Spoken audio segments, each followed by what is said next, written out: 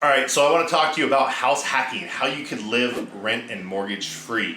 This is how I bought my first home, and I now have 29 units that I am managing. My passive income on that, after expenses and everything, is 6 figures a year of money that's just coming. So I want to tell you guys how to get started with that, and it's a great way to go.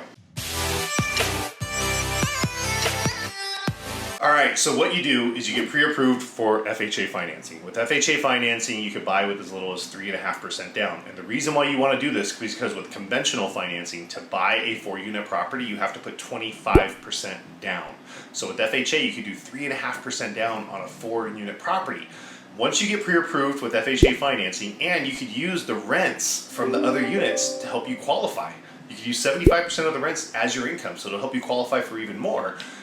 So what you do is you get pre-approved for FHA financing. Then you gotta go look at the different 3 to 4 unit properties that are around you or that are in areas you'd be okay with.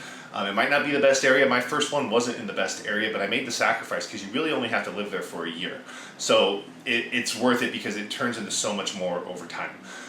So you find the property, you have to run the numbers properly. You have to make sure you know all the expenses to take into account. You have to know, I have a good spreadsheet, a good calculator that runs all that. So drop a comment if you want a copy of that. So next is you identify the right property, you crunch the numbers and make sure that it's gonna at least cover your payment in full.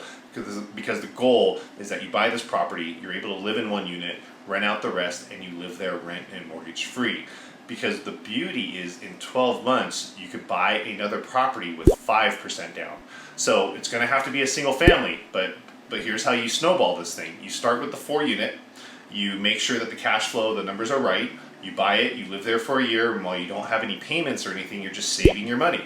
And while you're saving your money, then the goal is in 12 months, you look for a maybe 3 or 4 bedroom, smaller home for 5% down. You move in there, and then you can rent out some rooms to continue to generate money, and then the unit you just moved out of, you're renting that one out and generating even more money, and then you can keep saving for another 5% down.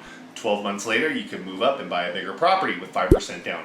The occupancy has to make sense. You have to be moving up in properties and showing, look, I'm just climbing the property ladder, which is perfectly fine.